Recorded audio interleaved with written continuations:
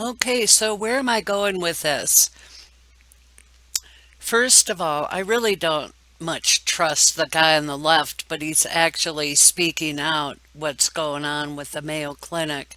It's all the CCs and hand signs, and that really doesn't build trust in my eyes. Now, Callie on the right, I've met hundreds of her. They just want to live their life, pursue their education and make a quote contribution. God bless her for, having to be faced with this sort of dilemma and recognizing what's pushed on us. I've spoken about the seven mountains. You could look it up and see what I'm talking about, but this is a little bit out of that purview. And what I want to say about it is it's another revolving door. Problem, reaction, solution. We've got this problem. Here I'm going to offer you the solution. Now, Carol and Susan, I am going to go out on a limb and say they absolutely had the right idea to pursue a more agrarian lifestyle. I really do think that is what God in heaven has desired for us. And all the sorrow dumped on people like this is just insidious. Rob, steal, and destroy. Now, I have no idea of their spiritual bent, but they just, can't they just be left alone to live their lives? I was really drawn myself to a more agrarian lifestyle like this, but life has, different turns along the way. Um, I came to Arizona to help out my dad and chose to stay. And, my home is sort of on a hillside of this granite kind of soil. It's caliche, I suppose.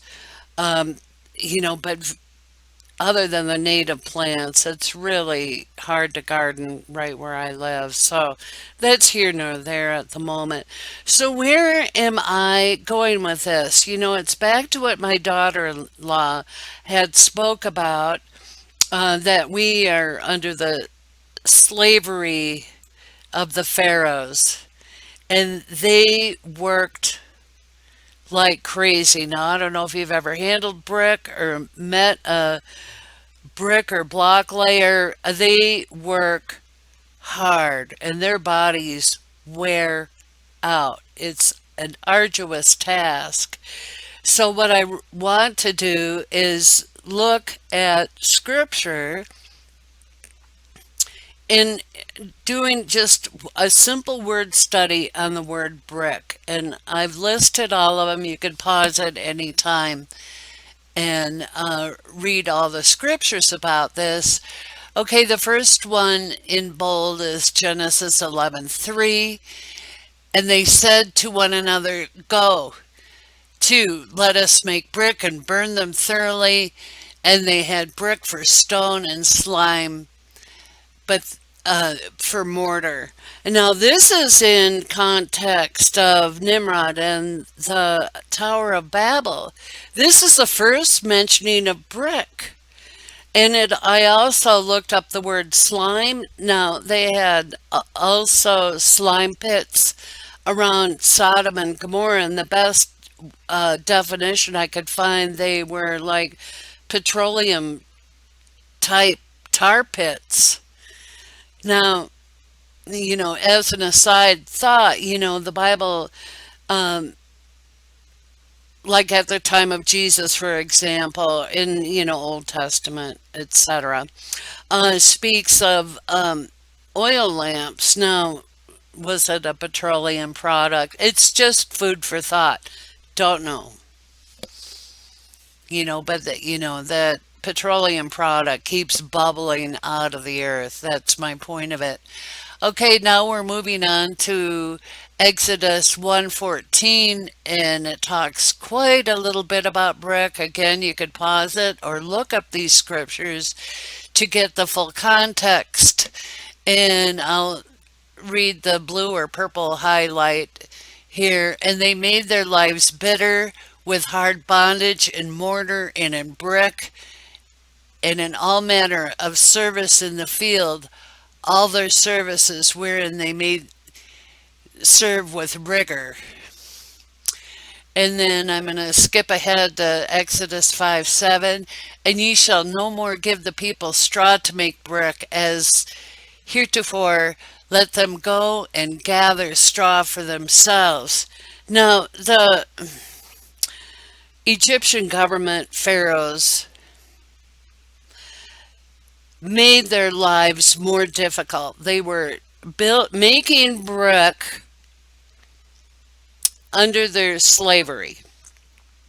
Then they made their life more difficult and they had to go out and gather stubble to complete their task that was demanded upon them.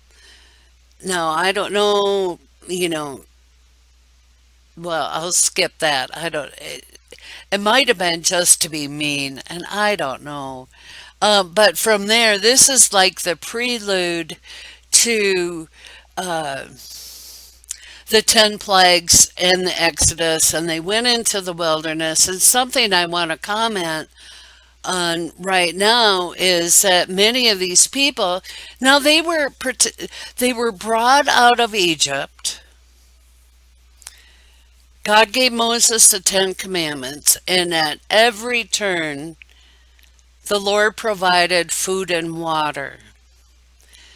And these people couldn't let go of their social identity, if you will. I don't know if they got tired of the food, but they were building um, idols.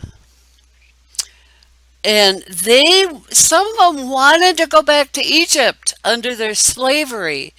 Now, let this be words of warning. Do we really want to go back? Um, People so much want their lives to be back to normal. And I just urge people that to pray as it instructs in the Bible that God's will be done. And again, it isn't to say what people should do or not do, but careful what you wish for. Do you really want to turn back the clock?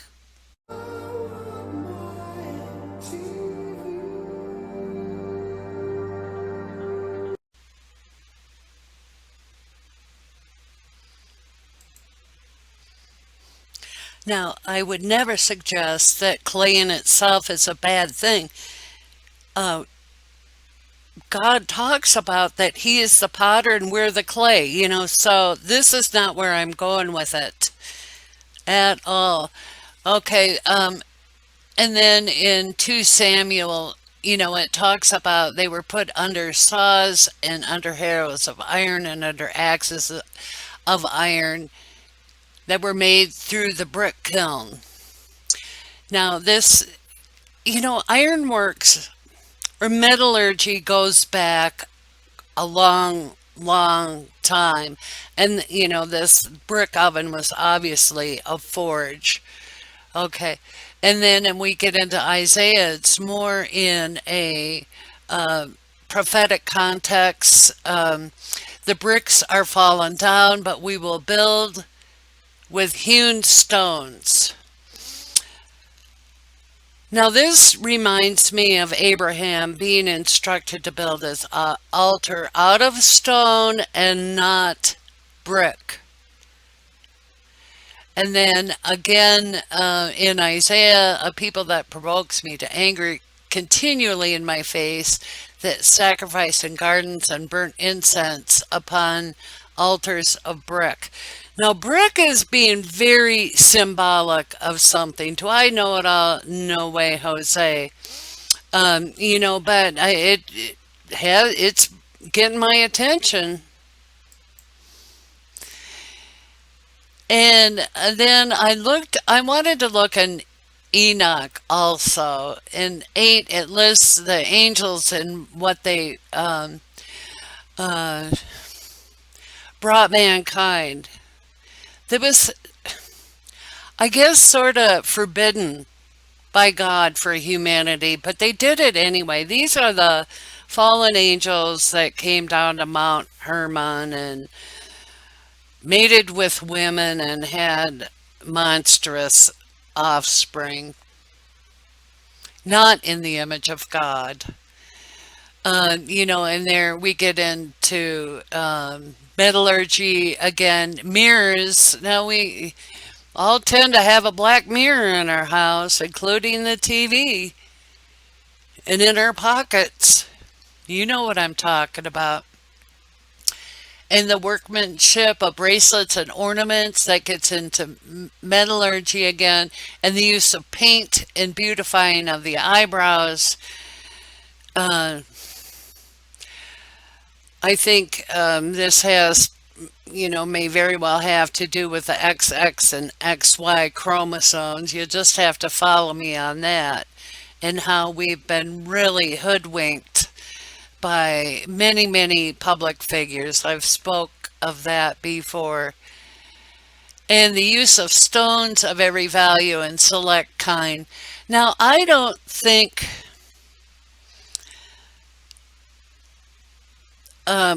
Silica Valley and the talk of graphite are any coincidence in this day and age. How these things have been manipulated. And, a little more on stones, they used crystals are used in, the earliest. I'm no expert on it, so forgive me if I'm completely out of line. But in the old TV tubes, in the making of electricity, and um, I'm not sure about this, but telephones.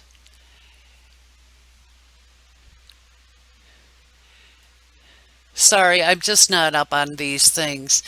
And it talks about sorcery, and we all know that is the root word for the Greek farm, and the dividers of roots, sorcery, and the solutions. Boy, do they ever have the solution for us right now, don't they? And then it gets into astrology and the motion of the moon. And men, being destroyed, cried out, and their voice reached unto heaven. Maybe that's us right now, okay? And here's another artistic rendition of the making of brick. And here's again in Enoch further down the way. Woe to you who build your houses by the labor of others, every part of which is constructed with brick and with the stone of crime. What's the stone of crime? That isn't that $1 million question? Does that go back to the old TV tubes and Silica Valley and graphite right now? I tell you, they shall not obtain peace. And these are a lot of woes that are spoken about in Enoch, and the Holy One remembers your crimes. He's got our back, gang. No matter what unfolds. Um, I can speak from experience. And again, I don't want it about me, but you know what? There's a fate worse than death. So now I want to go back to my hometown. Now, this was a postcard of the Mayo Clinic Plumber building, and it's obviously photoshopped. But notice on top, there's no bell tower yet. And I want to comment briefly that this was built in the 20s. Now think about the 20s. There was a social corruption going on, and they also had the Great Depression going on at this time. What was the offer? You want to eat? Well, come lay some brick. Now, I can't be sure about that, but it gives me pause. And here's an actual photograph of the plumber building without the bell tower on top. And you could see buildings around it. And, it kind of shows the Photoshop nature that they could do. But this looks like a real photograph to me when it was um, still under construction. This building's also in my hometown. Now, this was St. Mary's Hospital, built by the Franciscans, and this was actually started by the Franciscans. And this is massive. What does a building like this doing in a relatively small town? And goes on everywhere, but I, do want to make the observation of my hometown. And this building is massive, and it's even more massive. All that land around it is all filled in with uh, many story buildings.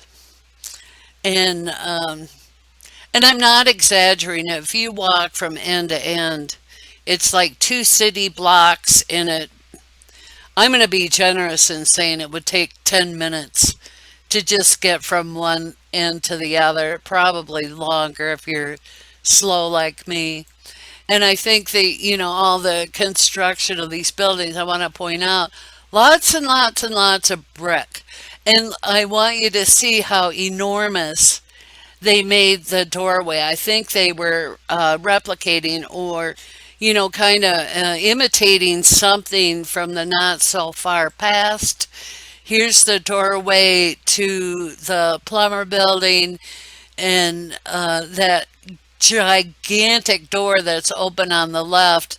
I think they closed it once for an event that happened in early 2000, and I dare not say certain words. Um, but it was built in the 20s. I don't think there were massively huge people wandering around. And again, I want to point out the um, imagery, symbolism put into this building, and it's absolutely, now it's kind of plain on the outside, but the inside, they spared no expense. Is this a kind of building that goes up over a tornado? I think there's more going on. The building's got or has dragon gargoyles, and this looks like it's in the lobby, and those doors are elevators. They just spared no expense. And this is just a tiny microcosm of what's going on in the world. Lots and lots of red brick. Is this for good or for evil? Did this put those people like in the 20s and before that when all this construction was going on, were they slaves? Were they bond servants to the quote builders? These are things I'm pondering. I don't know if I'm right, wrong, or indifferent, but it's what I've been led to look into. And something interesting, that came across my line of hearing was that scientists have turned bricks into batteries. And, it really brings up the enormous question, does this somehow mess with our God-given ether, our atmosphere, the heavens? Does this mess with us in a certain way to yes, we're electric beings, and yes, I think there's, something, like, for example, say with the cathedrals, and they have those cymatic kind of flowers, but did they add to the top of those buildings? Just asking out loud, because I really don't have answers, but a lot of questions. I like the Wise Up channel. Has done really great work showing about how we have had tech in the past. I don't know the extent of things like electricity, but I think there were combustible engines, and also, water wheel power and, other means of um, tech, and this is an example of what looks like petrified tech imprint. And next time I'm going to go a little bit out on a limb. Now there's a person, and I don't like to go after people, but sometimes I feel like, putting the warning flag out there. Now this guy is from Arizona. I've actually had a happenstance encounter, and I wasn't impressed. I don't want to besmirch anybody, but and I have known about this guy for a while. But there's someone out there in the tartar world, and I don't mean beef tartar, but this is her guru, and she speaks a lot about ley lines. And it just puts an enormous red flag up for me. Supposed Christians are sitting at her feet. Yeah, a really good researcher, and yeah, she has information. But look at that symbol; almost looks like that certain type of way back file Babylonian symbolism going on. Um, and just on its face, I could lay a circle, a triangle, a square. It doesn't matter. I could put it on the map and have things line up. Okay. And we have had tremendous earth changes. How does that line up with ley lines? I think there's places in the world that are, um, can be infested. I'll leave it at that. And where this guy works out of might be one of them.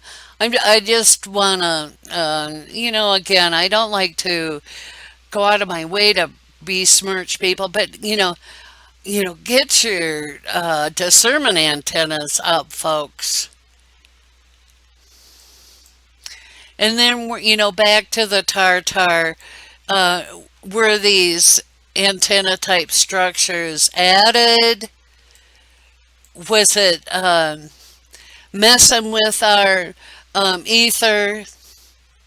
I'm just asking, I'm not going to win any popularity contest by bringing it up, but there's a lot of brick in these strange antennas, and we have this guy here, and he freely admitted it. I think my son in around 2000 had a biography on him, and it took up to about page 10 to see that he was an admitted occultist.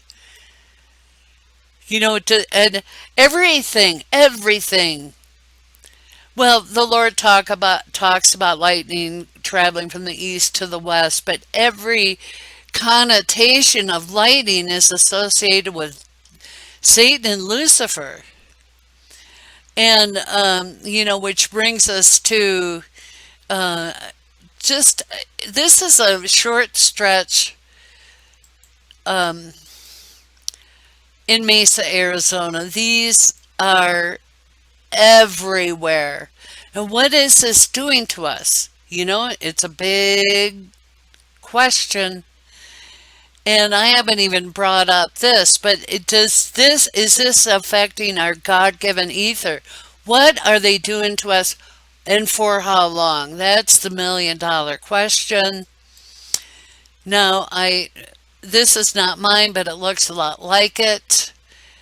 Um, I was given it as a housewarming over 30 years ago, and you know what? It got used so much it still works. Okay, and I'm going to wind this down. I had an experience 2, 3 years ago I want to share with you, and with the electric nature that's being jammed down our throat. I wonder why me and many others feel rotten all the time. Well, I'm going to end with this video, and I don't want to leave it all completely on a sour note, but I'll say it again. Um, be careful what you ask for and pray for God's will to be done. And if you've never touched the Bible, I would urge you to start with the book of John. It says all about who Yeshua HaMashiach, Jesus Messiah, why he's came in his whole purpose in our lives. Okay, amen. And I will end with a brief song or a clip of a song telling us things that might not be in God's purpose, and then an experience I had from a few years ago. Have a good day, everybody.